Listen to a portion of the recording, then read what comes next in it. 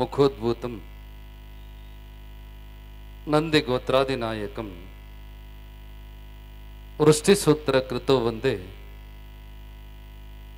ಮರುಳಾರಾಧ್ಯಂ ಜಗದ್ಗುರುಂ. ಕ್ಷೇತ್ರನಾಥ ಜಗದ್ಗುರು ಮರುಳಸಿದ್ದೇಶ್ವರ ಮಹಾಸ್ವಾಮಿಯ ಲಕ್ಷ ದೀಪೋತ್ಸವ, ಪರಮ ಪೂಜ್ಯ ಲಿಂಗೈಕ್ಯ ಉಜ್ಜಯಿನಿ ಜಗದ್ಗುರು ಮರುಳಸಿದ್ಧ ರಾಜದೇಶಿಕೇಂದ್ರ ಶಿವಾಚಾರ್ಯ ಭಗವತ್ಪಾದಂಗಳವರ 14ನೇ ವರ್ಷದ ಪುಣ್ಯ ಸ್ಮರಣೋತ್ಸವ ನಿಮಿತ್ತವಾಗಿ ದಯಮಾಡಿಸಿ ದಿವ್ಯ ಸಾನ್ನಿಧ್ಯವನ್ನು ಅನುಗ್ರಹಿಸಿ ಶುಭಾಶೀರ್ವಚನ ಸಂದೇಶವನ್ನು ದಯಪಾಲಿಸಿ ನಿರ್ಗಮಿಸಿರುವ ಪರಮಾದರಣೀಯ ರಂಭಾಪುರಿ ಜಗದ್ಗುರುಗಳವರ ಪದತಲದಲ್ಲಿ ಅನಂತ ಶತಕೋಟಿ ನಮಸ್ಕಾರಗಳನ್ನು ಸಮರ್ಪಣೆ ಮಾಡುತ್ತಾ ಕಾರ್ಯಕ್ರಮದ ನೇತೃತ್ವವನ್ನು ವಹಿಸಿರುವ ಅಖಿಲ ಭಾರತ ವೀರಶೈವ ಶಿವಾಚಾರ್ಯ ಸಂಸ್ಥೆಯ ಅಧ್ಯಕ್ಷರು ಶ್ರೀಮದ್ ಉಜ್ಜಯಿನಿ ಶಾಖಾ ಸಿಂಧಗಿ ಸಾರಂಗ ಮಠ ಗಚ್ಚಿನ ಮಠದ ಒಡೆಯರೂ ಆದಂತಹ ಶಟಸ್ಥಲ ಬ್ರಹ್ಮಿ ಪ್ರಭು ಸಾರಂಗದೇವ ಶಿವಾಚಾರ್ಯ ಸ್ವಾಮೀಜಿಯವರನ್ನು ಮೊದಲುಗೊಂಡು ಆರಂಭದಲ್ಲಿ ಸ್ವಾಗತ ಮತ್ತು ಪ್ರಾಸ್ತಾವಿಕ ಮಾತುಗಳನ್ನಾಡಿರುವ ಕೊಟ್ಟೂರು ಡೋಣೂರು ಚಾನಪತಿ ಮಠದ ಶಟಸ್ಥಲ ಬ್ರಹ್ಮಿ ಡಾಕ್ಟರ್ ಸಿದ್ಧಲಿಂಗ ಶಿವಾಚಾರ್ಯ ಸ್ವಾಮೀಜಿಯವರೇ, ಉಳಿದ ಎಲ್ಲ ಮಠಾಧೀಶರೇ, ಇದೀಗ ತಾನೇ ನಿಮ್ಮನ್ನೆಲ್ಲ ಉದ್ದೇಶಿಸಿ ತಮ್ಮ ಸ್ಪಷ್ಟ ದಿಟ್ಟ ನೇರ ಮಾತುಗಳಿಂದ ಧರ್ಮದ ಕಾಳಜಿಯ ಕುರಿತು, ಸಮಾಜದ ಕಳಕಳಿಯ ಕುರಿತು ಹೃದಯಾಂತರಾಳದ ಮಾತುಗಳನ್ನಾಡಿರುವ ರೋಣ ಮತಕ್ಷೇತ್ರದ ಜನಪ್ರಿಯ ಶಾಸಕರು, ರಾಜ್ಯ ಖನಿಜ ಅಭಿವೃದ್ಧಿ ನಿಗಮದ ಅಧ್ಯಕ್ಷರು ಆದಂತಹ GS ಪಾಟೀಲ್ ರವರೇ, ವೇದಿಕೆಯಲ್ಲಿ ಉಪಸ್ಥಿತರಿರುವ ಉಜ್ಜಯಿನಿ ಗ್ರಾಮ ಪಂಚಾಯಿತಿಯ ಅಧ್ಯಕ್ಷರನ್ನು ಮೊದಲುಗೊಂಡು ಎಲ್ಲ ಸದಸ್ಯರುಗಳು, ಗೌರವಾನ್ವಿತ ಗಣ್ಯಮಾನ್ಯರೇ, ಕುಮಾರಿ ಮಹನ್ಯ ಪಾಟೀಲ್ ರವರೇ, ಅಪಾರ ಸಂಖ್ಯೆಯಲ್ಲಿ ಆಗಮಿಸಿರುವಂತಹ ಭಕ್ತ ಬಂಧುಗಳೇ, ವಾತ್ಸಲ್ಯ ಮೂರ್ತಿಗಳಾದ ತಾಯಂದಿರೇ, ಸುದ್ದಿ ಮಾಧ್ಯಮದ ಪ್ರತಿನಿಧಿಗಳವರೇ, ಮುದ್ದು ಮಕ್ಕಳೇ, ಸೇರಿದಂತ ನಿಮ್ಮೆಲ್ಲರಿಗೂ ಜಗದ್ಗುರು ಪಂಚಾಚಾರ್ಯರು, ಉಜ್ಜಯಿನಿ ಪೀಠದ ಕ್ಷೇತ್ರನಾಥ ಜಗದ್ಗುರು ಮರುಳು ಸಿದ್ಧರು, ಜಗನ್ಮಾತೆ ಗೌರಿದೇವಿ ಅನಂತ ಸನ್ಮಂಗಲಗಳನ್ನು ಅನುಗ್ರಹಿಸಲಿ ಅನ್ನುವಂತಹ ಶುಭ ಹಾರೈಕೆಗಳನ್ನು ಆಶೀರ್ವಾದ ಮಾಡತಕ್ಕಂಥವರಾಗಿದ್ದೇವೆ. ಈ ನಾಡು ಸಮೃದ್ಧವಾಗಲಿ, ಸುಭಿಕ್ಷವಾಗಲಿ, ಒಳ್ಳೆಯ ಮಳೆಯಾಗಲಿ, ಒಳ್ಳೆಯ ಬೆಳೆಯಾಗಲಿ, ಬೆಳೆಗೆ ತಕ್ಕ ಮಾರುಕಟ್ಟೆ ಮೌಲ್ಯ ದೊರೆತು ಈ ದೇಶದ ಬೆನ್ನೆಲುಬು ಅನಿಸಿಕೊಂಡಂತಹ ಅನ್ನದಾತ ರೈತನ ಬದುಕು ಉತ್ತಮಗೊಳ್ಳಲಿ, ಎಲ್ಲರ ವ್ಯವಹಾರ ವ್ಯಾಪಾರ ಉದ್ಯೋಗಗಳು ಅಭಿವೃದ್ಧಿಯಾಗಲಿ, ವಧೂವರರ ಕಲ್ಯಾಣವಾಗಲಿ, ವಿದ್ಯಾರ್ಥಿಗಳ ಭವಿಷ್ಯ ಉಜ್ವಲವಾಗಲಿ, ಸಂತಾನಾಪೇಕ್ಷಿ ದಂಪತಿಗಳಿಗೆ ದೇಶಭಕ್ತ, ವಿದ್ಯಾ ವಿನಯ ಸಂಸ್ಕಾರವಂತ ಧರ್ಮನಿಷ್ಠ ಮಕ್ಕಳು ಹುಟ್ಟುವಂತಾಗಲಿ, ಗ್ರಾಮದ ಪಟ್ಟಣದ ರಾಜ್ಯದ ದೇಶದ ಎಲ್ಲ ಜನರು ನಾವಿಂಥ ಜಾತಿಯವರು, ಜನಾಂಗದವರು, ಧರ್ಮದವರು ಅನ್ನುವುದಕ್ಕಿಂತ ಬದಲಾಗಿ ನಾವೆಲ್ಲರೂ ಈ ದೇಶದ ಸತ್ಪ್ರಜೆಗಳು, ಭಾರತ ಮಾತೆಯ ಮಕ್ಕಳು, ನಾವೆಲ್ಲರೂ ಭಾರತೀಯರು ಅನ್ನುವಂತಹ ಸಮನ್ವಯ ಭಾವ ಎಲ್ಲರಲ್ಲೂ ಒಡಮೂಡುವಂತ ಆಗಲಿ ಅನ್ನುವಂತಹ ಅನಂತ ಸನ್ಮಂಗಲಗಳನ್ನು ಮತ್ತೊಮ್ಮೆ ಮಗದೊಮ್ಮೆ ನಿಮ್ಮೆಲ್ಲರಿಗೂ ಆಶೀರ್ವಾದ ಮಾಡತಕ್ಕಂಥವರಾಗಿದ್ದೇವೆ. ಇವತ್ತು ಲಿಂಗೈಕ್ಯ ಜಗದ್ಗುರು ಮರುಳಸಿದ್ಧ ರಾಜದೇಶಿಕೇಂದ್ರ ಶಿವಾಚಾರ್ಯ ಭಗವತ್ಪಾದಂಗಳವರ 14ನೇ ವರ್ಷದ ಪುಣ್ಯ ಸ್ಮರಣೋತ್ಸವ. ಮಾತನಾಡಿದವರೆಲ್ಲರೂ ಕೂಡ ಅವರ ಬಗ್ಗೆ ಗುಣಗಾನವನ್ನು ಮಾಡಿದರು. ಅತ್ಯಂತ ಹದುಳ ಹೃದಯದ, ಹಸುಗೂಸಿನ ಸ್ವಭಾವದ, ಯಾರ ಮನಸ್ಸನ್ನು ನೋಯಿಸದ, ಸಾಗರದೋಪಾದಿಯ ಕಾರುಣ್ಯವನ್ನೇ ತುಂಬಿರತಕ್ಕಂತಹ ಮಾತೃವಾತ್ಸಲ್ಯದ ಹರಿಕಾರರು ಯಾರಾದರೂ ಇದ್ರೆ ಲಿಂಗೈಕ್ಯ ಜಗದ್ಗುರು ಮರುಳಸಿದ್ಧ ರಾಜದೇಶಿಕೇಂದ್ರ ಶಿವಾಚಾರ್ಯ ಭಗವತ್ಪಾದಂಗಳವರು. ಸಿದ್ಧಾಂತ ಶಿಖಾಮಣಿಯೊಳಗೊಂದು ಮಾತು ಬರ್ತದೆ, ಉಪೈತಿ ಲೋಕವಿಖ್ಯಾತಂ ಲೋಭಮೋಹ ವಿವರ್ಜಿತಂ ಜಿಜ್ಞಾಸು ಸರ್ವ ಸಂಸಾರ ದೋಷ ಧ್ವಂಸ ಕರಂ ಶಿವಂ ಅನ್ನುವಂಥ ಮಾತು ಬರ್ತದೆ. ಯಾವತ್ತು ಈ ಪೀಠದ ಚುಕ್ಕಾಣಿಯನ್ನು ಹಿಡಿದ್ರು, ಯಾವತ್ತು ಲಿಂಗೈಕ್ಯರಾದರೂ ಅವರ ಅಧಿಕಾರ ಅವಧಿಯ 16 ವರ್ಷಗಳಲ್ಲಿ ಯಾವುದೇ ಕಾರ್ಯಕ್ರಮಗಳಿಗೆ ಹೋಗಲಿ, ಯಾವುದೇ ಸಮಾರಂಭಗಳಿಗೆ ಹೋಗಲಿ, ಎಂದೂ ಯಾರನ್ನು ಕೂಡ ಬೇಡಿದವರಲ್ಲ, ಎಂದೂ ಕೂಡ ಯಾರನ್ನು ಇಷ್ಟೇ ಕೊಡಿ ಅಷ್ಟೇ ಕೊಡಿ ಎಂದವರಲ್ಲ. ಏನನ್ನ ಕೊಡ್ತಾರೆ, ಏನನ್ನ ಅರ್ಪಣೆ ಮಾಡ್ತಾರೆ, ಅದನ್ನು ಅತ್ಯಂತ ಪ್ರೀತಿಯಿಂದ ಸ್ವೀಕಾರ ಮಾಡಿ ಅದರಲ್ಲಿಯೇ ಪೀಠದ ಅಭಿವೃದ್ಧಿಯನ್ನು ಮಾಡಿದಂತಹ ಜಗದ್ಗುರುಗಳು ಅಂದರೆ ಅದು ಲಿಂಗೈಕ್ಯ ಮರುಳು ಸಿದ್ಧ ರಾಜದೇಶಿಕೇಂದ್ರ ಶಿವಾಚಾರ್ಯ ಭಗವತ್ಪಾದಂಗಳವರು. ಮಹಾರಾಷ್ಟ್ರದ ಅನೇಕ ಪ್ರಸಂಗಗಳನ್ನು ಕೆಲವು ಸ್ವಾಮೀಜಿಯವರು ನಮ್ಮ ಹತ್ರ ಹೇಳ್ತಾ ಇದ್ರು.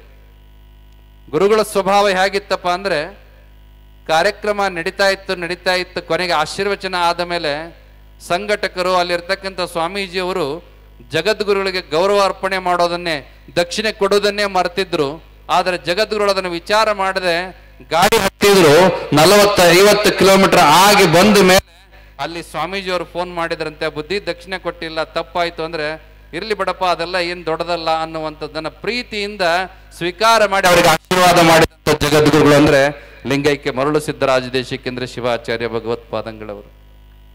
ಸದಾ ಕರುಣಾಮಯಿ, ಯಾರು ನೋವನ್ನು ಕೊಟ್ಟರು ಅವರನ್ನು ಹರಿಸಿದರು, ಯಾರು ಅವರಿಗೆ ನಿಂದೆ ಮಾಡಿದ್ರು ಅವರಿಗೆ ಪ್ರೀತಿಯ ಮಾತುಗಳನ್ನಾಡಿದರು, ಯಾರು ಅವರಿಗೆ ವಿಷವನ್ನೇ ಇಕ್ಕಿದ್ರು ಅವರಿಗೆ ಅಮೃತವನ್ನೇ ಕುಡಿಸಿದ್ರು. ಅದಕ್ಕೆ ಅವರನ್ನ ನಾವು ಹೇಳೋದಾದ್ರೆ ನೋವನ್ನುಂಡ ನಂಜುಂಡೇಶ್ವರ ಅನ್ನುವಂಥ ಮಾತನ್ನ ಲಿಂಗೈಕ್ಯ ಜಗದ್ಗುರು ಹೇಳಿದ್ರೆ ಅದು ತಪ್ಪಾಗಲಾರದು. ಅವರ ವ್ಯಕ್ತಿತ್ವವನ್ನು ನೆನಪು ಮಾಡಿಕೊಂಡ್ರೆ ಒಂದು ಪ್ರಸಂಗ ನೆನಪಾಗ್ತದೆ ನಮಗೆ. ರಾಮಕೃಷ್ಣ ಪರಮಹಂಸರು ಪರಮ ದೇವಿಯ ಆರಾಧಕರು, ಕಾಳಿಕಾ ದೇವಿಯ ಆರಾಧಕರು. ಅವರ ಜೀವನದೊಳಗೊಂದು ಪ್ರಸಂಗ ನಡೀತದೆ. ಗಂಗಾ ನದಿಯನ್ನು ದಾಟ್ತಾ ಇರ್ತಾರೆ. ಆ ನದಿಯೊಳಗ ಪರಮಹಂಸರು ಕೂತಿರ್ತಾರೆ, ಜೊತೆಗೆ 3-4 ಜನ ಉಡಾಳರು ಕೂತಿರ್ತಾರೆ. ಉಡಾಳರು ಎಲ್ಲ ಊರಾಗೂ ಇರ್ತಾರೆ. ಇವರು ಸೌಮ್ಯವಾಗಿ ಭಗವಂತನ ದೇವಿಯ ನಾಮಸ್ಮರಣೆ ಮಾಡ್ತಾ ಮಾಡ್ತಾ ಕೂತಿರ್ತಾರೆ. ಇವರ ಮೌನ ತಪಸ್ಸು, ಇವರ ಮೌನದ ವ್ಯಕ್ತಿತ್ವ ಅಲ್ಲಿ ಕೂತಂತಹ ಆ ಉಡಾಳರಿಗೆ ಸರಿ ಕಾಣೋದಿಲ್ಲ, ಸಮಾಧಾನ ತರೋದಿಲ್ಲ. ಕೆಲವರು ಇರ್ತಾರೆ, ಅವ್ರಿಗೆ ಸುಮ್ಮನಿರುವಂಥದ್ದು ಆಗೋದೇ ಇಲ್ಲ. ಏನಾದ್ರೂ ಕಿಟ್ಲೆ ಮಾಡ್ತಿರ್ಬೇಕು, ಏನಾದ್ರೂ ಕದಡ್ತಿರ್ಬೇಕು ಅನ್ನುವಂಥ ಮನೋಭಾವ ಇರ್ತದೆ. ಅಂಥವ್ರು ಹೇಗಿರ್ತಾರಪ್ಪ ಅಂದ್ರೆ, ಒಬ್ಬವ ಕೆರೆ ದಂಡಿ ಒಳಗ 4 ಅಡಿ ನೀರೊಳಗೆ ಕೂತ್ಕೊಂಡು ಒಂದು ಉದ್ದನ ಕೋಲ್ ತಗೊಂಡು ಆ ನೀರೊಳಗೆ ಹಿಂಗೆ ಕೈಯಾಡಿಸ್ತಿದ್ನಂತ. ಆ ದಾರಿಲಿ ಒಬ್ಬ ಗುರುಗಳು ಹೊರಟಿದ್ರು.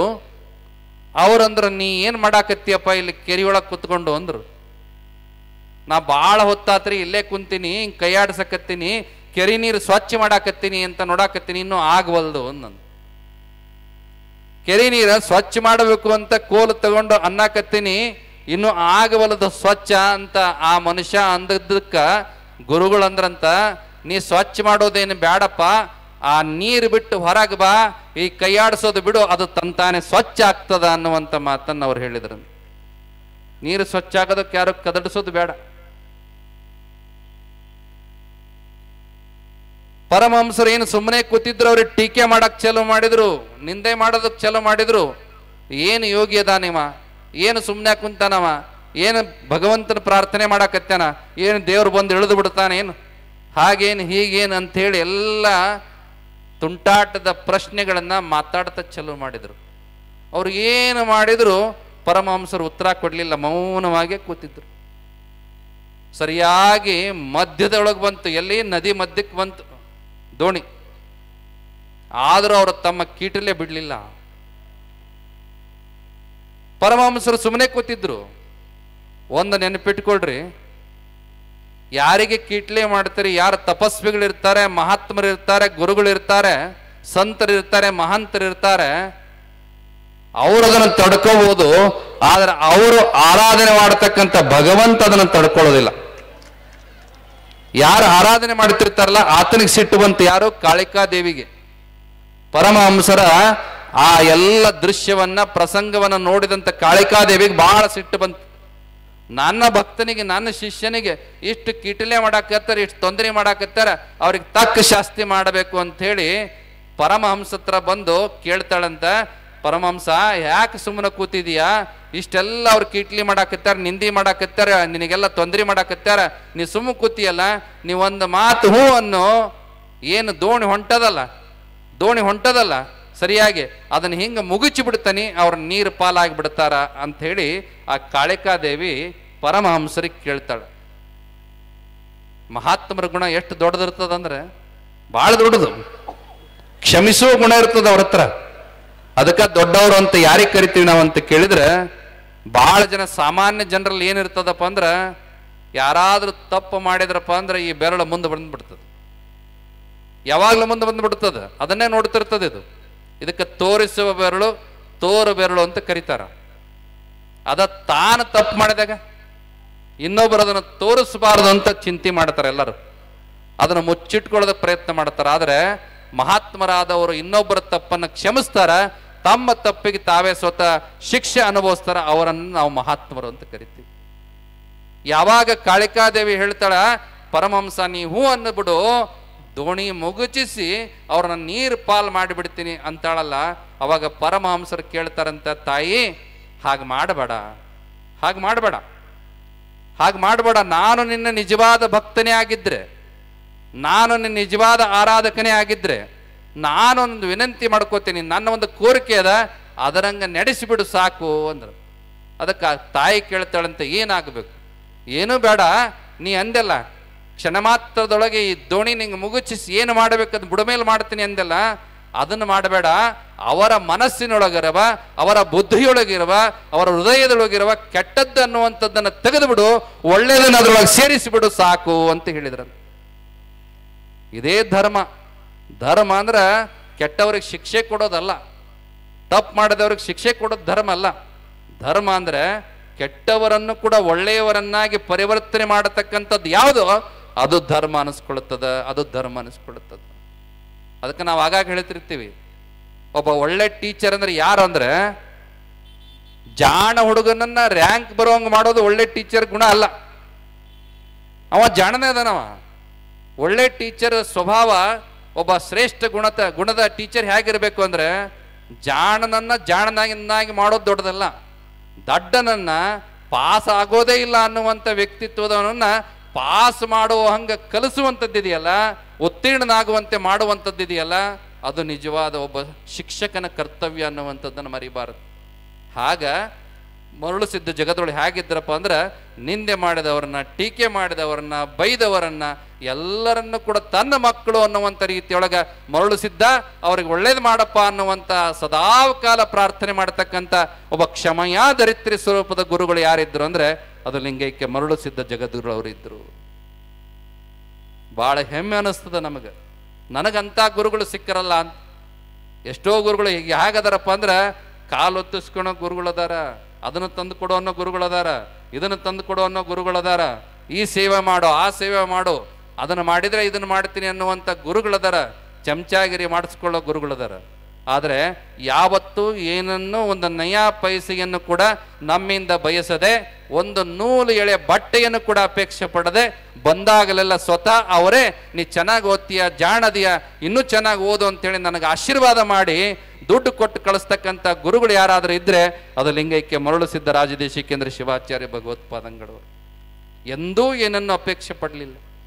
ಅಷ್ಟರ ಮಟ್ಟಿಗೆ ಮಾತ್ರ ವಾತ್ಸಲ್ಯದ ಒಂದು ಹರಿಕಾರರು ಅಂದರೆ ಅವರೇ ಅನ್ನುವಂಥದ್ದು.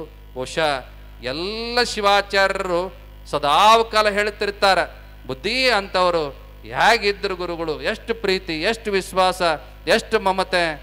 ಕಾಶಿಯೊಳಗಿದ್ದಾಗಂತವ್ರು ಓದಬೇಕಾದ್ರೆ ಅವ್ರ ಜೊತೆಗಿದ್ದಂಥ ಸಹಪಾಠಿಗಳಿಗೂ ಹೇಳ್ತಿರ್ತಾರೆ, ಅಡುಗೆ ಮಾಡೋದ್ರೊಳಗೆ ಭಾಳ ಎಕ್ಸ್ಪರ್ಟ್ ಅವರು ಗುರುಗಳು. ಸ್ವತಃ ಎಲ್ಲರಿಗೂ ಇವತ್ತು ಇದನ್ನು ಮಾಡ್ತೇನೆ, ಇವತ್ತು ರಜೆ ಆಯ್ತು ಬರ್ರಿ ಇದನ್ನು ಮಾಡ್ತೇನೆ ಅಂಥೇಳಿ ಅಡುಗೆ ಮಾಡಿ ಎಲ್ಲರಿಗೂ ಉಣಿಸಿ ತಾವ ಸ್ವತಃ ನೀಡತಕ್ಕಂಥ ಒಂದು ಮಾತೃವಾತ್ಸಲ್ಯದ ಅನ್ನಪೂರ್ಣ ಸ್ವಾಕಾರ ಮೂರ್ತಿ ಯಾರಿದ್ರಪ್ಪ ಅಂದರೆ ಲಿಂಗೈಕ್ಯ ಮರಳು ಸಿದ್ಧ ರಾಜದೇಶಿಕೇಂದ್ರ ಶಿವಾಚಾರ್ಯ ಭಗವತ್ಪಾದಂಗಳು. ಬಹುಶಃ ಉಜ್ಜಯಿನಿಯ ಪುಣ್ಯದ ಭಾಗ್ಯ ಅಷ್ಟೇ ಇತ್ತು ಅನ್ನಿಸ್ತದ. 16 ವರ್ಷ, 46 ವಯಸ್ಸು, ಭಾಳ ಕಡಿಮೆ ವಯಸ್ಸು. ಅವರನ್ನು ಮೊದಲಿಗೆ ನೋಡಿದವರಿಗೆಲ್ಲ ಗೊತ್ತಿತ್ತು ಹೇಗಿದ್ದರಪ್ಪ ಅಂದ್ರೆ ಅವ್ರು ಆ್ಯಪಲ್ ಅಂದರೆ ಸೇಬು ಹಣ್ಣಿನ ಥರದ ಇದ್ರು. ಎಲ್ಲಾದ್ರೂ ಉತ್ಸವ ನಡೀತಿದ್ರೆ ಗುಂಡನೆಯ ಮುಖ, ಆ ಕಿರೀಟಕ್ಕೆ ಆ ದೇಹ, ಆ ಶಿರ ಸರಿಯಾದ ರೀತಿಯೊಳಗೆ ಸೂಕ್ತವಾಗಿ ಅದು ಐತೇನೋ ಅನ್ನುವಷ್ಟರ ಮಟ್ಟಿಗೆ ಅವರ ರೂಪ, ಅವರ ಕಾಂತಿ, ಅವರ ಆ ನೋಟ, ಆ ಗಾಂಭೀರ್ಯ ಇರುವಂಥದ್ದನ್ನು ನೋಡ್ತಿದ್ವಿ. ಆ ನಂತರದೊಳಗೆ ಅವರ ಅನಾರೋಗ್ಯದ ಪರಿಸ್ಥಿತಿಯೊಳಗೆ ಅವರನ್ನು ನೋಡೋದಕ್ಕೆ ಬಹುಶಃ ಯಾರ ಕಣ್ಣಿಗೂ ಅದು ಸಹಿ ಆಗ್ತಿರಲಿಲ್ಲ ಅನ್ನುವಂಥದ್ದನ್ನು ಕೂಡ ಈ ಸಂದರ್ಭದಲ್ಲಿ ನೆನಪಿಸಿಕೊಳ್ಳಬೇಕು. ಆದರೆ ಕಾಲನ ಕರೆ ಯಾರೂ ಕೂಡ ಅದನ್ನು ತಿರಸ್ಕರಿಸೋದಕ್ಕಾಗೋದಿಲ್ಲ. ಬಹುಶಃ ನಾವು ಪ್ರಾರ್ಥನೆ ಮಾಡೋದಿಷ್ಟೇ, ಆ ಶಿವಗಣ ಪದವಿಯಲ್ಲಿ ಒಂದಾಗಿ ಅಲ್ಲೇ ಇದ್ದುಕೊಂಡು ನಮ್ಮನ್ನು ಸದಾಕಾಲ ಹರಿಸಬೇಕು ಅನ್ನುವಂಥ ವಿನಂತಿಯ ಪ್ರಾರ್ಥನೆಯನ್ನು ಮಾತ್ರ ಅವರಲ್ಲಿ ನಾವು ಮಾಡೋದಕ್ಕೆ ಬಯಸ್ತೇವೆ. ಇವತ್ತು ಏನೇ ಮಾಡಿದ್ರು ಕೂಡ ಅದು ಅಲ್ಪವಾದ ಕಾರ್ಯ.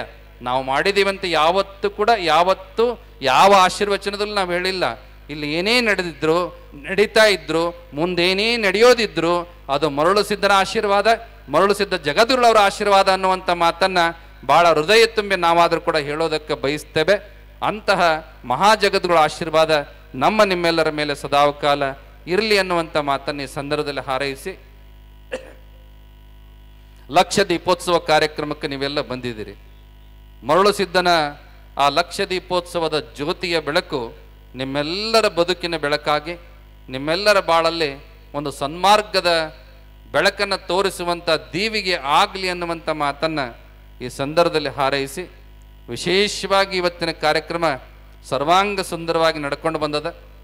BY ವಿಜಯೇಂದ್ರ ಅವರಾಗಲಿ, ಹಾಗೆ ನಮ್ಮ MP ತುಕಾರಾಮ ಅವರಾಗಲಿ, ವಿಶೇಷವಾಗಿ ಜಗಳೂರು ಕ್ಷೇತ್ರದ ಶಾಸಕರಾದಂಥ ದೇವೇಂದ್ರಪ್ಪನವರಾಗಲಿ, ಹೂವಿನಡಗಲಿ ಮತಕ್ಷೇತ್ರದ ಶಾಸಕರಾದಂತಹ ಕೃಷ್ಣಾ ನಾಯಕ್ ಅವರಾಗಲಿ, ಹೊಳಲ್ಕೆರೆ ಕ್ಷೇತ್ರದ ಶಾಸಕರಾದಂಥ M ಚಂದ್ರಪ್ಪನವರಾಗಲಿ, ಬಹುಶಃ ಇಂತೂ ಮುಂತಾದವರು ಎಲ್ಲ, ಹಾಗೆ ಹರಪನಹಳ್ಳಿಯ ಕ್ಷೇತ್ರದ ಶಾಸಕರಾದಂಥ ಲತಾ ಮಲ್ಲಿಕಾರ್ಜುನ್ ಅವರಾಗಲಿ, ಇವರೆಲ್ಲರೂ ಕೂಡ ಬಂದು ಈ ವೇದಿಕೆ ಶೋಭೆಯನ್ನು ಹೆಚ್ಚಿದ್ದಾರೆ. ಅವರವರ ಕ್ಷೇತ್ರಗಳಲ್ಲಿ ಜಗದ್ಗುರುಳವರು ಪ್ರವಾಸ ಮಾಡ್ಯಾರಪ್ಪ, ಕಾರ್ಯಕ್ರಮಕ್ಕೆ ಬಂದಾರ ಅಂದ್ರೆ ಎಷ್ಟು ಅದ್ಧೂರಿಯಾಗಿ ನಮ್ಮನ್ನೆಲ್ಲ ಸ್ವಾಗತ ಮಾಡಿ ಗೌರವ ಕೊಡ್ತಕ್ಕಂಥ ವಿನೀತ ಭಕ್ತಿಯ ಶಾಸಕರು ಅವರೆಲ್ಲ ಆಗಿ ಇವತ್ತು ಪೀಠಕ್ಕೆ ಬಂದು ತಮ್ಮ ಸೇವೆಯನ್ನು ಅರ್ಪಣೆ ಮಾಡಿದ್ದಾರೆ. ಆ ಎಲ್ಲರಿಗೂ ಕೂಡ ಸನ್ಮಂಗಲ ಆಶೀರ್ವಾದಗಳನ್ನು ಈ ಸಂದರ್ಭದಲ್ಲಿ ಹಾರೈಸಿ, ವಿಶೇಷವಾಗಿ ಇವತ್ತಿನ ಕಾರ್ಯಕ್ರಮದ ಉದ್ಘಾಟನೆಯನ್ನು ಮಾಡಬೇಕಾದಂತಹ ಮಾನ್ಯ ರೋಣ ಮತಕ್ಷೇತ್ರದ ಶಾಸಕರು, ರಾಜ್ಯ ಖನಿಜ ಅಭಿವೃದ್ಧಿ ನಿಗಮದ ಅಧ್ಯಕ್ಷರು ಆದಂತಹ, ಇಷ್ಟೊತ್ತಾದರೂ ಕೂಡ ಈ ವೇದಿಕೆಯೊಳಗೆ ಉಪಸ್ಥಿತರಿರುವಂಥ GS ಪಾಟೀಲ್ರವರು ಉದ್ಘಾಟನಾ ಭಾಷಣವನ್ನು ಮೊದಲು ಮಾಡಬೇಕಾಗಿತ್ತು. ಆದರೆ ಮರಳು ಸಿದ್ಧ ಅವ್ರಿಗೆ ಏನೋ ಒಂದು ಜವಾಬ್ದಾರಿಯನ್ನು ವಹಿಸ್ಯಾನ, ಏನೋ ಒಂದು ಹೊಣೆಗಾರಿಕೆಯನ್ನು ವಹಿಸ್ಯಾನ ಅನ್ನೋ ಕಾರಣಕ್ಕಾಗಿ ಇವತ್ತು ಎಲ್ಲರ ಭಾಷಣ ಮುಗಿದ ಮೇಲೆ ಕೊನೆಯದಾಗಿ ಮಾತಾಡಕತ್ತಾರ ಅಂದ್ರೆ ಅವರಿಗೆ ಎಲ್ಲ ಸಂಪೂರ್ಣವಾದ ಆಶೀರ್ವಾದ, ಅನುಗ್ರಹ, ಒಂದು ಭವಿಷ್ಯದ ಶುಭೋದಯದ ಸಂಕೇತ ಮರಳು ಸಿದ್ಧ ದಾರಿ ಮಾಡಿಕೊಡ್ತಾ ಇದ್ದಾನೆ ಅನ್ನುವಂಥದ್ದನ್ನು ಈ ಸಂದರ್ಭದಲ್ಲಿ ಹೆಮ್ಮೆಯಿಂದ ಹೇಳೋದಕ್ಕೆ ಬಯಸ್ತೇವೆ. ನೀವು ನೋಡ್ತಾ ಇದ್ದೀರಲ್ಲ, ಅಜಾನುಬಾಹು GS ಪಾಟೀಲ್ರವರು, ಗುರುಪಾದ ಗೌಡರು ಅಂತ ಕರೀತಾರೆ. ಅವರ ಮನೆತನ ಅಂತಿಂತ ಸಾಮಾನ್ಯ ಮನೆತನ ಅಲ್ಲ. ಸುಮಾರು 600 ಎಕರೆ ಜಮೀನಿರ್ತಕ್ಕಂಥ ಭಾಳ ದೊಡ್ಡ ಜಮೀನ್ದಾರರು. ಭಾಳ ಜನ ರಾಜಕಾರಣಕ್ಕೆ ಬಂದ ಮೇಲೆ, ಅಧಿಕಾರಕ್ಕೆ ಬಂದ ಮೇಲೆ ಕೃಷಿ ಕ್ಷೇತ್ರವನ್ನು ಮರಿತಾರೆ. ಆದರೆ ಇವತ್ತಿಗೂ ಕೂಡ ನೆನಪಿಟ್ಕೊಂಡು ರೈತರಾಗಿರ್ತಕ್ಕಂಥವ್ರು ಇಲ್ಲಿ ಯಾರಾದರೂ ಬಂದಿದ್ರೆ ಹೆಮ್ಮೆ ಪಡಬೇಕು. 70 ಎತ್ತಿನ ಕಮತ ಇವತ್ತಿಗೂ ಕೂಡ ಯಾರ್ದಾದ್ರೂ ಮನೆಯೊಳಗೆ ಐತಿ ಅಂದ್ರೆ ರೋಣದ ಪಾಟೀಲ್ ಪರಿವಾರದ ಮನೆತನದೊಳಗೆ. ಈಗಲೂ ಪಾಟೀಲ್ರು ಬೆಳಗ್ಗೆ ಎದ್ರೆ ಸಗಣಿ ಕಸ ಬಳಿಯೋದಕ್ಕೆ ಹೋಗ್ತಾರ, ಹಾಲು ಕರಿಯೋದಕ್ಕೆ ಹೋಗ್ತಾರ. ಅಷ್ಟೇ ಅಲ್ಲ, ಇಡೀ ಕೃಷಿ ಕ್ಷೇತ್ರದ ಅಡ್ಡಾಟವನ್ನು ಅವರೇ ಸ್ವತಃ ಮಾಡ್ತಾರೆ. ಎಂಥ ಪರಿವಾರ ಅಂತ ಅವರ ತಾಯಿ ಹೇಳಿದ್ರಲ್ಲ, ಎಷ್ಟು ಸ್ಮರಣೆ ಮಾಡಿದ್ರು. ಇಷ್ಟು ಎತ್ತರಕ್ಕೆ ಬೆಳೆದ್ರು ಕೂಡ ಅದಕ್ಕೆ ಕಾರಣ ನಾನಲ್ಲ, ನನ್ನ ತಾಯಿ ಹಾಕಿಕೊಟ್ಟಂಥ ತಾಯಿ ಮಾತೋಶ್ರೀ ಬಸಮ್ಮನವರ ಕಾರಣ ಅನ್ನುವಂಥ ಮಾತನ್ನು ಏನು ಹೇಳಿದ್ರಲ್ಲ, ಅದು ನಿಜಕ್ಕೂ ಕೂಡ ಸತ್ಯವಾಗಿರ್ತಕ್ಕಂಥ ಮಾತು. ಅವರ ಪರಿವಾರದೊಳಗೆ ಒಬ್ಬರು BS ಪಾಟೀಲ್ ಅನ್ನುವಂಥ ವ್ಯಕ್ತಿ IAS ಅಧಿಕಾರಿಯಾಗಿ ಈ ರಾಜ್ಯದ ಮುಖ್ಯ ಕಾರ್ಯದರ್ಶಿಯಾಗಿ ನಿವೃತ್ತರಾಗಿರ್ತಕ್ಕಂಥದ್ದನ್ನು ನಿಮಗೆ ನೆನಪು ಮಾಡ್ಕೊಳ್ಬೇಕು. ಅದರ ಜೊತೆಗೆ RS ಪಾಟೀಲ್ ಅಂತ ವ್ಯಕ್ತಿ ಒಬ್ಬ ಸಂಸದರಾಗಿ MP ಆಗಿ ಕೆಲಸ ಮಾಡ್ತಕ್ಕಂಥ ಅವರ ಸಹೋದರರು. ಇವರು ನಮ್ಮ GS ಪಾಟೀಲ್ರವರು 5 ಬಾರಿ ರೋಣ ಮತಕ್ಷೇತ್ರದ ಶಾಸಕರಾಗಿ ಚುನಾಯಿತರಾಗಿ ಅತ್ಯಂತ ಜನಪ್ರಿಯತೆಯನ್ನು ಪಡೆದುಕೊಂಡಿರ್ತಕ್ಕಂಥವ್ರು. ಬಹುಶಃ ಎಂಥ ಶಾಸಕರದಾರ ಅಂದ್ರೆ ಅವರ ಮನೆ ಬೆಳಗ್ಗೆ ಇಷ್ಟು ಜನಗಳಿಂದ ತುಂಬಿರ್ತದ, ಯಾರನ್ನೂ ಬರಿಗೈಯಿಂದ ಕಳಿಸೋದಿಲ್ಲ ಅವರು. ಪ್ರತಿಯೊಬ್ಬರಿಗೂ ಅದು ಮದುವೆ ಕಾರ್ಯಕ್ರಮ ಇರ್ಬೋದು, ಏನೇ ಕಾರ್ಯಕ್ರಮ ಇರ್ಬೋದು, ಪ್ರತಿಯೊಂದಕ್ಕೂ ಕೂಡ ತಮ್ಮ ಪರಿವಾರದಿಂದ ಒಂದು ದೇಣಿಗೆಯಾಗಿ ಕೊಡುಗೆಯಾಗಿ ಮತಕ್ಷೇತ್ರ ಪ್ರತಿಯೊಬ್ಬ ಮತದಾರರಿಗೂ ಕೂಡ ಅತ್ಯಂತ ಪರಿಚಿತವಾದ ಮುಖವನ್ನು ಹೊಂದಿರತಕ್ಕಂಥ ಒಬ್ಬ ಜನಪ್ರಿಯ ಜನನಾಯಕರು ಯಾರು ಅಂದರೆ ಅದು GS ಪಾಟೀಲ್ರು ಅನ್ನುವಂಥ ಮಾತನ್ನ ಈ ಸಂದರ್ಭದಲ್ಲಿ ಹೆಮ್ಮೆಯಿಂದ ಹೇಳೋದಕ್ಕೆ ಬಯಸ್ತೇವೆ. ಬಹುಶಃ ಈ ಪೀಠಕ್ಕೆ ಬಂದಿದ್ದಾರೆ, ಉಜ್ಜಯಿನಿ ಪೀಠಕ್ಕೆ ಬಂದವರಿಗೆ ಯಾರು ಕೂಡ ಯಾರಿಗೂ ಮರಳಿಸಿದ್ದ ಬರಿಗೈಯಿಂದ ಕಳಿಸಿಲ್ಲ. ಬಹುಶಃ ನಿಮಗೆ ನೆನಪು ಮಾಡಬೇಕು, ದೇವೇಗೌಡರು ನಮ್ಮ ಗುರುಗಳ ಪಟ್ಟಾಧಿಕಾರಕ್ಕೆ ಬಂದಿದ್ದರು.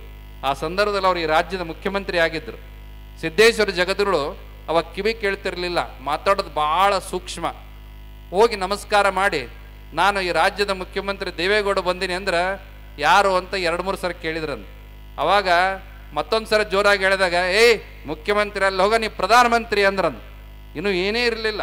ಇದನ್ನು ಯಾವಾಗಲೂ ಕೂಡ ದೇವೇಗೌಡರು ಅನೇಕ ಸಮಾರಂಭಗಳಲ್ಲಿ MP ಪ್ರಕಾಶ್ ರವರು ಹಾಗೆ ದೇವೇಗೌಡರವರು ಅದನ್ನ ಸ್ಮರಣೆ ಮಾಡ್ತಾ ಇದ್ರು ಅನ್ನುವಂಥದ್ದನ್ನು ಈ ಸಂದರ್ಭದಲ್ಲಿ ನೆನಪು ಮಾಡಿಕೊಳ್ತಾ, ಹಾಗೆ ಅತ್ಯಂತ ಅರ್ಹರಾದ ಸಮರ್ಥರಾದ ಅತ್ಯಂತ ಹಿಂದೆಯೇ ಆ ಸಚಿವ ಸ್ಥಾನ ಲಭ್ಯವಾಗಬೇಕಾದಂತಹ ಎಲ್ಲ ಅರ್ಹತೆಗಳು ನಮ್ಮ GS ಪಾಟೀಲ್ರಿಗೆ ಇರುವಂಥದ್ದನ್ನು ಮನಗಂಡು ಈ ಕಾರ್ಯಕ್ರಮದ ವೇದಿಕೆ ಮುಖಾಂತರವಾಗಿ ಅವರೇನು ಬಂದು ಇಷ್ಟೆಲ್ಲ ಪ್ರೀತಿ ಮಾತುಗಳನ್ನಾಡಿದ್ದಾರೆ, ಆ ಮರಳು ಸಿದ್ದನ ಆಶೀರ್ವಾದ ಬಲದಿಂದ ಮುಂಬರ್ತಕ್ಕಂಥ ಕೆಲವೇ ದಿನಗಳಲ್ಲಿ ಒಂದು ಸಚಿವ ಸ್ಥಾನ ಅವರಿಗೆ ಲಭ್ಯವಾಗಿ, ಈಗಾಗಲೇ ಶಾಸಕ ಸ್ಥಾನದಿಂದ ಅನೇಕ ಕೆಲಸಗಳನ್ನು ಮಾಡಿದ್ದಾರೆ, ಸಚಿವ ಸ್ಥಾನದಿಂದ ಇಡೀ ರಾಜ್ಯದ ಕೆಲಸಗಳನ್ನು, ರಾಜ್ಯದ ಮಠಮಾನ್ಯಗಳ ಕೆಲಸಗಳನ್ನು ಅವರು ಮಾಡುವಂತ ಆಗಲಿ ಅನ್ನುವಂಥ ಮಾತನ್ನು ಈ ಸಂದರ್ಭದಲ್ಲಿ ಅತ್ಯಂತ ಹೃದಯಾರೆ ನಾವಾದರೂ ಕೂಡ ಆಶೀರ್ವಾದ ಮಾಡೋದಕ್ಕೆ ಬಯಸ್ತೇವೆ. ಈಗಾಗಲೇ ರಂಭಾಪುರಿ ಜಗದ್ಗುರುವರ ದಸರಾ ದರ್ಬಾರ್ ಇರಬಹುದು, ಪೀಠದಲ್ಲಿ ಅನೇಕ ಭೌತಿಕ ಕಟ್ಟಡಗಳ ನಿರ್ಮಾಣ ಇರಬಹುದು, ಶ್ರೀಶೈಲ ಪೀಠದಲ್ಲಿ ನಡೀತಕ್ಕಂತಹ ಯಾತ್ರಿ ನಿವಾಸದ ಕಟ್ಟಡದ ಕುರಿತಾಗಿರ್ಬೋದು, ತಮ್ಮ ಪರಿವಾರದಿಂದ ಅತ್ಯುತ್ತಮವಾಗಿರ್ತಕ್ಕಂಥ ಸೇವೆಯನ್ನು ಮಾಡಿದಂಥ ಪರಿವಾರ ಪಾಟೀಲ್ ಪರಿವಾರದವರು. ಬಹುಶಃ ಅವರನ್ನು ಕರೆದಾಗ ನಮಗನ್ನಿಸ್ತಾ ಇತ್ತು, ರೋಣಕ್ಕೆ ಅನೇಕ ಬಾರಿ ಹೋಗಿದ್ದೀವಿ, ಅವ್ರ ಮನೆಯಲ್ಲೇ ಪೂಜೆ ಪುನಸ್ಕಾರಗಳನ್ನ ಮಾಡ್ಕೊಂಡು ಬಂದಿದ್ದೀವಿ. ಇಷ್ಟು ಸಂಸ್ಕಾರ ಇದೆ ಅವ್ರ ಮನೆಯೊಳಗಂದ್ರೆ ಪ್ರತಿಯೊಬ್ಬರು ಲಿಂಗಧಾರಿಗಳು, ಸಣ್ಣ ಮಗುವಿಂದ ಹಿಡಿದು ದೊಡ್ಡವರವರೆಗೂ ಕೂಡ ಶಿವಪೂಜೆಗೆ ಬಂದು ಕೂತ್ಕೊಂಡು ಅವರ ಪೂಜಾ ಮನೆಯನ್ನು ನೋಡೋದೇ ಒಂದು ಸಂತೋಷ. ಅವರೆಲ್ಲ ಪ್ರಸಾದ ಎಷ್ಟು ಚೆನ್ನಾಗಿ ಮಾಡ್ತಾರಂದ್ರೆ ಆ ಎಲ್ಲ ಸಂಸ್ಕಾರ ಅವರ ತಾಯಿಯಿಂದ ಬಂದಿರತಕ್ಕಂಥದ್ದು. ಹಾಗಾಗಿ ಅವರ ಮನೆಗೆ ಹೋದಂಥ ಸಂದರ್ಭದಲ್ಲೇ ಅನೇಕ ವಿಚಾರಗಳನ್ನು ಹೇಳಿದ್ರು. ಆದರೆ ನಮ್ಮ ರೋಣ ಮತಕ್ಷೇತ್ರದಾಗ ನೇರವಾಗಿ ರೋಣ ನಗರದಲ್ಲಿನೇ 5 ಉಜ್ಜಯಿನಿ ಪೀಠದ ಶಾಖಾ ಮಠಗಳಿದಾವೆ. ಆ ರೋಣದ ಹಿರೇಮಠ ಯಾವ ಶಾಖೆ ಅಂದ್ರೆ ಅದು ಉಜ್ಜಯಿನಿ ಪೀಠದ ಶಾಖೆ. ಹಾಗೆ ನಮ್ಮ ಶಾಂತಸ್ವಾಮಿ ಮಠ ಅದು ಕೂಡ ಉಜ್ಜಯಿನಿ ಶಾಖೆ. ನಮ್ಮ ಪಾಟೀಲ್ರವರ ಏನು ಸೆಕ್ರೆಟರಿ ಇದ್ದಾರೆ ಆಪ್ತ ಸಹಾಯಕರು ಸೋಮನಕಟ್ಟಿ ಮಠ ಅದು ಕೂಡ ಉಜ್ಜಯಿನಿ ಪೀಠದ ಶಾಖಾ ಮಠವೇ. ಇಲ್ಲೇನು ನಿರೂಪಕರಾಗಿ ಬಂದಿದ್ದಾರಲ್ಲ ಶೇಖರಯ್ಯ ಶಾಸ್ತ್ರಿಗಳು, ಅವರ ಮಠವು ಕೂಡ ಉಜ್ಜಯಿನಿ ಪೀಠದ ಶಾಖಾ ಮಠವೇ. ಅಲ್ಲಿರ್ತಕ್ಕಂಥ ಒಂದು ವಿರಕ್ತ ಮಠವನ್ನು ಹೊರತುಪಡಿಸಿದ್ರೆ ಅಲ್ಲಿರುವಂಥ ಎಲ್ಲ ಗುರು ಪರಂಪರೆಯ ಮಠಗಳು ಕೂಡ ಉಜ್ಜಯಿನಿ ಪೀಠ ಪರಂಪರೆಗೆ ಸೇರಿದಂಥ ಮಠಗಳು ಅನ್ನುವಂಥದ್ದನ್ನು ನಾವು ಭಾಳ ಹೆಮ್ಮೆಯಿಂದ ಹೇಳೋದಕ್ಕೆ ಬಯಸ್ತೇವೆ. ಹಾಗಾಗಿ ನಾವು ಅನ್ಕೊಳ್ತೀವಿ ಪಾಟೀಲ್ರು ಇವತ್ತಿನಿಂದ ಅಲ್ಲ ಯಾವತ್ತಿನಿಂದನೂ ಕೂಡ ಉಜ್ಜಯಿನಿ ಪೀಠದ ಶಿಷ್ಯರೇ ಅನ್ನುವಂಥದ್ದನ್ನು. ಅದು ಹೇಮರೆಡ್ಡಿ ಮಲ್ಲಮ್ಮನ ಒಕ್ಕಲು ಅವರಿಗೆ ನಿಜವಾದ ಸಂಪತ್ತನ್ನು ಆ ತಾಯಿಯ ಸಂಸ್ಕಾರವನ್ನು ಕೊಟ್ಟದ. ಅದರ ಜೊತೆಗೆ ಉಜ್ಜಯಿನಿ ಪೀಠದ ಸಂಪತ್ತನ್ನು ಕೊಟ್ಟು ಅಧಿಕಾರವನ್ನು ಕೂಡ ನೀಡುವಂತ ಆಗಲಿ ಅನ್ನುವಂಥ ಮಾತನ್ನು ಈ ಸಂದರ್ಭದಲ್ಲಿ ಆಶೀರ್ವಾದ ಮಾಡುತ್ತಾ ಅವರ ಅಪೇಕ್ಷೆಯನ್ನು ವ್ಯಕ್ತಪಡಿಸಿದ್ದಾರೆ.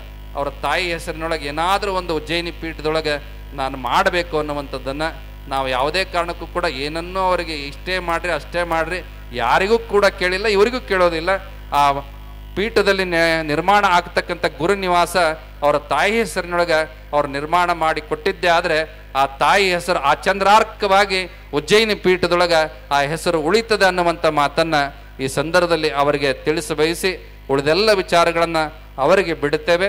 ಒಟ್ಟಾರೆಯಾಗಿ ಅವರಿಗೆ ಬೇಕಾದಂಥ ಆಯುಷ್ಯ, ಆರೋಗ್ಯ, ಸುಖ ಸಂಪದಗಳು, ಮುಂದಿನ ಅಧಿಕಾರ, ಅದರ ಬಗ್ಗೆ ಪರಮಾತ್ಮನಲ್ಲಿ ಪ್ರಾರ್ಥನೆ ಮಾಡಿ ಅದು ಲಭ್ಯವಾಗಲಿ ಅನ್ನುವಂಥ ಮಾತನ್ನ ಅವರಿಗೆ ಆಶೀರ್ವಾದ ಮಾಡುತ್ತಾ, ವಿಶೇಷವಾಗಿ ನಮ್ಮ ಕೂಗು ಮಠರು ಇರ್ಬೋದು, ಸೋಮನಕಟ್ಟಿ ಮಠರು ಇರ್ಬೋದು, ಅವರನ್ನು ಕರ್ಕೊಂಡು ಬರುವಲ್ಲಿ ಬಹಳ ಮುತುವರ್ಜಿಯನ್ನು ವಹಿಸಿ ಆ ಕೆಲಸವನ್ನು ಮಾಡಿದ್ದಾರೆ. ಅವರಿಗೂ ಕೂಡ ಒಳ್ಳೆಯದಾಗಲಿ ಅನ್ನುವಂಥ ಮಾತನ್ನು ಈ ಸಂದರ್ಭದಲ್ಲಿ ಹಾರೈಸಿ, ನಮ್ಮ ಕೊಟ್ಟೂರಿನ ಶ್ರೀಗಳವರು ಹಾಗೆ ನಮ್ಮ ಸಿಂದಗಿ ಶ್ರೀಗಳವರು ಬಹುಶಃ ಎಲ್ಲ ಸ್ವಾಮಿಗಳು ಬಂದದ್ದು ನೋಡಿದ್ರಿ, ಹೋಗಿದ್ದು ನೋಡಿದ್ರಿ.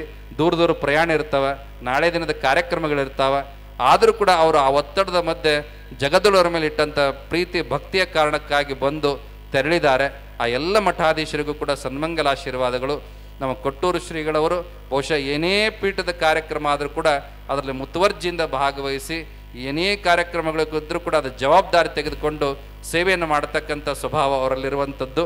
ನಮ್ಮ ಸಿಂದಗಿ ಮಠ ಅದು ಕೂಡ ಉಜ್ಜಯಿನಿ ಪೀಠದ ಶಾಖಾ ಮಠ ಭಾಳ ವಿಶೇಷವಾದ ಒಂದು ಪದವಿಯನ್ನು ಬಹುಶಃ ಅಖಿಲ ಭಾರತ ವೀರಶೈವ ಶಿವಾಚಾರ್ಯ ಸಂಸ್ಥೆ ಪ್ರಾರಂಭ ಆದಾಗಿನಿಂದ ಇಲ್ಲಿಯವರೆಗೂ ಕೂಡ ರಂಭಾಪುರಿ ಪೀಠದ ಶಾಖಾನುವರ್ತಿಗಳೇ ಅದಕ್ಕೆ ಅಧ್ಯಕ್ಷರಾಗ್ತಾ ಬಂದಿರತಕ್ಕಂಥದ್ದು ಇರುವಂಥದ್ದನ್ನು ದಾಖಲೆಯನ್ನು ಮುರಿದಂತಹ ಕೀರ್ತಿ ಯಾರಿಗೆ ಸಲ್ತದಂದ್ರೆ ನಮ್ಮ ಡಾಕ್ಟರ್ ಪ್ರಭುಸಾರಂಗದೇವ ಶಿವಾಚಾರ್ಯ ಸ್ವಾಮೀಜಿಯವರಿಗೆ ಸಲ್ತದೆ. ಒಂದು ಅರ್ಥದೊಳಗೆ ಆ ಸಂಸ್ಥೆಗೆ ಏನೋ ಒಂದು ಹೊಸ ಚೈತನ್ಯ ಹೊಸತನ ಬಂದಿದೆ ಅನ್ನುವಂಥದ್ದು. ಅವರ ಕಾಲಾವಧಿಯೊಳಗೆ ಇನ್ನು ಹೆಚ್ಚಿನ ಒಂದು ಕ್ರಿಯಾಶಕ್ತಿಯ ಸ್ವರೂಪ ಆ ಸಂಸ್ಥೆಗೆ ಸಿಗಲಿ, ಎಲ್ಲ ಮಠಗಳಿಗೆ ಅದರ ಪ್ರೀತಿ ವ್ಯಾಪ್ತಿ ಸಿಗಲಿ ಅನ್ನುವಂಥ ಮಾತನ್ನು ಈ ಸಂದರ್ಭದಲ್ಲಿ ಆಶೀರ್ವಾದ ಮಾಡ್ತಾ ನಮ್ಮ ಕುಮಾರಿ ಮಹಾನ್ಯ ಪಾಟೀಲ್ ಮತ್ತು ಅವರ ಸಂಗಡಿಗರು ಬಹುಶಃ ಪ್ರತಿ ವರ್ಷ ನಡೆಯತಕ್ಕಂಥ ಕಾರ್ಯಕ್ರಮಕ್ಕೆ ಅವರ ತಂದೆಯವರೊಡಗೂಡಿ ಬಂದು ಏನೇ ಇದ್ದರೂ ಕೂಡ ಒತ್ತಡ ಇದ್ದರೂ ಬಂದು ತನ್ನ ಸೇವೆಯನ್ನು ಶ್ರೀ ಪೀಠದಲ್ಲಿ ಯಾವತ್ತೂ ಕೂಡ ಮಾಡ್ಕೊಂಡು ಬಂದಿದ್ದಾಳೆ. ಪುಟ್ಟ ಬಾಲಕಿ ಇದ್ದಾಗಿನಿಂದ ಇಲ್ಲಿವರೆಗೂ ಕೂಡ ಆಕೆ ಬರ್ತಾನೆ ಇದ್ದಾಳೆ. ಆಕೆಯ ಗಾಯನ ಪ್ರತಿಭೆ, ಆಕೆಯ ಪ್ರತಿಭೆಯ ವಿಕಾಸ ದಿನದಿಂದ ದಿನಕ್ಕೆ ಆಗ್ತಾ ಇದೆ.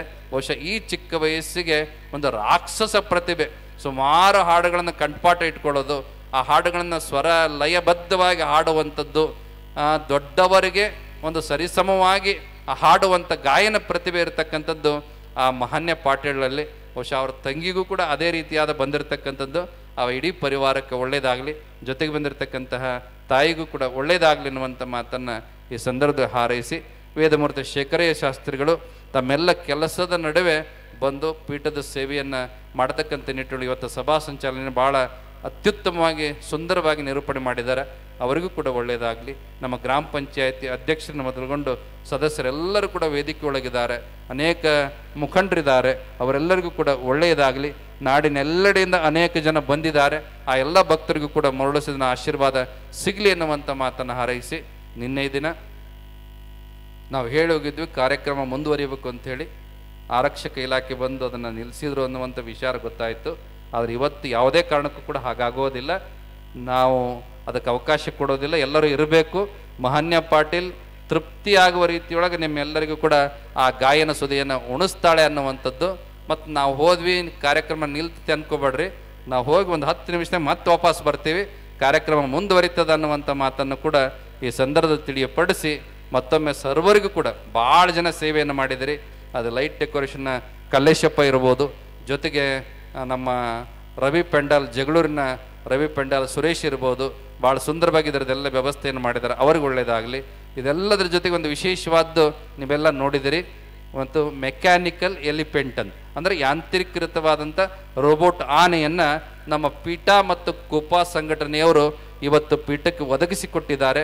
ಭಾಳ ಸುಂದರವಾದ ಆನೆಯನ್ನು ಒಂದು ಅರ್ಥದೊಳಗೆ ನೋಡಿದರೆ ಇದೇನಪ್ಪ ನಿಜವಾದ ಆನೆ ಐತೇನೋ ಅನ್ನುವಷ್ಟರ ಮಟ್ಟಿಗೆ ಅದನ್ನು ತಯಾರು ಮಾಡಿ ಕೊಟ್ಟಿದ್ದಾರೆ. ಆ ಕುಪ ಮತ್ತು ಪೀಠ ಸಂಘಟನೆಯವರಿಗೆ ಪೀಠದ ಪರವಾಗಿ ವಿಶೇಷವಾಗಿರತಕ್ಕಂಥ ಅಭಿನಂದನೆಗಳನ್ನು ಈ ಸಂದರ್ಭದಲ್ಲಿ ನಾವಾದರೂ ಕೂಡ ಮಾಡೋದಕ್ಕೆ ಬಯಸ್ತೇವೆ. ಇನ್ನೊಂದು ಹೊಸ ವಿಚಾರ ಏನಪ್ಪ ಅಂತ ಕೇಳಿದರೆ, ಉಜ್ಜಯಿನಿ ಪೀಠದ ವತಿಯಿಂದ IAS ಮತ್ತು KAS ತರಬೇತಿ ಕೇಂದ್ರ ಇಲ್ಲಿ ಪ್ರಾರಂಭ ಆಗಿರತಕ್ಕಂಥದ್ದು. ನಮ್ಮ ಓಂಕಾರ ಪಟೇಲ್ ಅಂತ ಇಲ್ಲಿ ಮುಂದೆ ಬರ್ರಿ, ಸ್ವಲ್ಪ IAS ಆಫೀಸರ್ ಅವರು. ಆದರೆ ಆ ಅಧಿಕಾರಿ ಹುದ್ದೆಯನ್ನು ತೊರೆದು ನಾನು ಏನಾದರೂ ಸಮಾಜಕ್ಕೆ ಕೊಡುಗೆಯಾಗಿ ನೀಡಬೇಕು ಅಂತೇಳಿ ಒಬ್ಬ ಶ್ರೇಷ್ಠ ತರಬೇತರಾಗಿ ಸ್ಪರ್ಧಾ ಮಿತ್ರ ಅಂತ ನೀವು ಕೇಳಿರ್ಬೋದು. ಅದು ಮಾಸಿಕವಾದ ಸಂಚಿಕೆ. ಆ ಸಂಚಿಕೆ ಮುಖಾಂತರವಾಗಿ ಬೆಂಗಳೂರು, ದಾವಣಗೆರೆ, ಇನ್ನು ಅನೇಕ ಕಡೆ ಗುಲ್ಬರ್ಗ, ಅನೇಕ ನಗರಗಳಲ್ಲಿ ಆ ಸ್ಪರ್ಧಾ ತರಬೇತಿ ಕೇಂದ್ರವನ್ನು ಮಾಡಿ ಸುಮಾರು ಅವರ ಸಂಸ್ಥೆಯಿಂದ ನೂರಾರು ಅಭ್ಯರ್ಥಿಗಳನ್ನು IAS ಅಭ್ಯರ್ಥಿಗಳನ್ನು ಮಾಡಿದ್ದಾರೆ, KAS ಅಭ್ಯರ್ಥಿಗಳನ್ನು ಮಾಡಿದ್ದಾರೆ. ವಿಶೇಷ ಏನಪ್ಪ ಅಂದ್ರೆ ಅವರು ಉಜ್ಜಯಿನಿ ಪೀಠದ ಶಿಷ್ಯರು. ಅದಕ್ಕೆ ಅವ್ರಿಗೆ ಆದೇಶ ಮಾಡಿದ್ವಿ, ಇಲ್ಲಿ ಏನಾದರೂ ಒಂದು ಮಾಡಬೇಕು. ಗ್ರಾಮೀಣ ಭಾಗ ಭಾಳ ಬಡವರಿದ್ದಾರೆ ನಮ್ಮೆಲ್ಲ ಜನರಿಗೆ. ಇದು ಏನಪ್ಪ ಅಂದ್ರೆ ಉಜ್ಜಯಿನಿ ಪೀಠ ಅಂದರೆ ಯಾವುದೇ ಜಾತಿ ಜನಾಂಗದ ಪೀಠ ಅಲ್ಲಿದು, ಸದ್ಧರ್ಮ. ಅದರ ಅರ್ಥ ಏನಂದ್ರೆ ಸರ್ವಧರ್ಮ ಪೀಠ. ಎಲ್ಲ ಜನಾಂಗದವರು ಒಂದು ಮನೆದೇವರಾಗಿ ನಡ್ಕೊಳ್ತಕ್ಕಂತಹ, ಮರಳು ಸಿದ್ಧನ ಮಕ್ಕಳಾಗಿ ನಡ್ಕೊಳ್ತಕ್ಕಂಥ ಕ್ಷೇತ್ರ ಯಾವುದಪ್ಪ ಅಂದರೆ ಅದು ಉಜ್ಜಯಿನಿ ಪೀಠ ಅನ್ನುವಂಥದ್ದು. ಅದಕ್ಕೋಸ್ಕರವಾಗಿ ಈಗಾಗಲೇ ಸರ್ಕಾರದಿಂದ ಇಲ್ಲಿಗೆ ಅವಕಾಶ ಸಿಕ್ಕದ 300 ಜನ ಪೊಲೀಸ್ ತರಬೇತಿ ಕೇಂದ್ರ ಈ ಉಜ್ಜಯಿನಿಗೆ ಅದು ಶಾಂಕ್ಷನ್ ಆಗ್ಯದ. ಆ ಪೀಠದಲ್ಲಿ ಅದೆಲ್ಲವನ್ನು ಮಾಡತಕ್ಕಂಥ ಒಂದು ವ್ಯವಸ್ಥೆಯನ್ನು ಅವರು ಮಾಡಿದ್ದಾರೆ. ಹಾಗಾಗಿ ಆಸಕ್ತರು ಆ ಎಲ್ಲ ಲಾಭವನ್ನು ಉಪಯೋಗವನ್ನು ಪಡ್ಕೊಳ್ಬೇಕು ತರಬೇತಿಯನ್ನು ಅನ್ನುವಂಥ ಮಾತನ್ನು ಈ ಸಂದರ್ಭದಲ್ಲಿ ನಿಮ್ಮೆಲ್ಲರಿಗೂ ಕೂಡ ಸೂಚನೆಯನ್ನು ನೀಡುತ್ತಾ, ಮತ್ತು ಅಡುಗೆ ಮಾಡಿದವರು ಇರ್ಬೋದು, ನೀಡಿದವರು ಇರ್ಬೋದು, ಭಾಳ ಜನ ಸೇವೆಯನ್ನು ಮಾಡಿದ್ದಾರೆ. ಎಲ್ಲರ ಹೆಸರು ಹೇಳಲಿಕ್ಕೆ ಆಗೋದಿಲ್ಲ. ಇವತ್ತು ಜೊತೆ ನಮ್ಮ ಶಿವಾಚಾರ್ಯ ಪ್ರತಿ ವರ್ಷದಂತೆ ಈ ವರ್ಷವೂ ಕೂಡ ಲಿಂಗೈಕ್ಯ ಮರಳುಸಿದ್ಧ ಜಗದೊಳ ಭಾವಚಿತ್ರದ ಮೆರವಣಿಗೆಯನ್ನು ಭಾಳ ತನ್ನ ತಂಡ ಕಟ್ಟಿಕೊಂಡು, ಕಲಾವಿದರು ಕಟ್ಟಿಕೊಂಡು ಭಾಳ ಅತ್ಯದ್ಭುತವಾಗಿ ಆ ಮೆರವಣಿಗೆಯನ್ನು ನಡೆಸ್ಕೊಂಬಂದಿದ್ದಾನೆ. ಆತನಿಗೂ ಕೂಡ ಒಳ್ಳೆಯದಾಗಲಿ, ಸರ್ವರಿಗೂ ಕೂಡ ಒಳ್ಳೆಯದಾಗಲಿ ಎನ್ನುವಂಥ ಮಾತನ್ನು ಹಾರೈಸಿ ನಿಮ್ಮೆಲ್ಲರಿಗೂ ಕೂಡ ಶುಭವನ್ನು ಕೋರಿ ನಮ್ಮ ಆಶೀರ್ವಚನ ಸಂದೇಶವನ್ನು ಪೂರ್ಣಗೊಳಿಸ್ತಾ ಇದ್ದೇವೆ. ಓಂ ಶಾಂತಿ ಶಾಂತಿ ಶಾಂತಿ. ಕಾರ್ಯಕ್ರಮದ ಸಾನ್ನಿಧ್ಯವನ್ನು ಅನುಗ್ರಹಿಸಿ ಸರ್ವ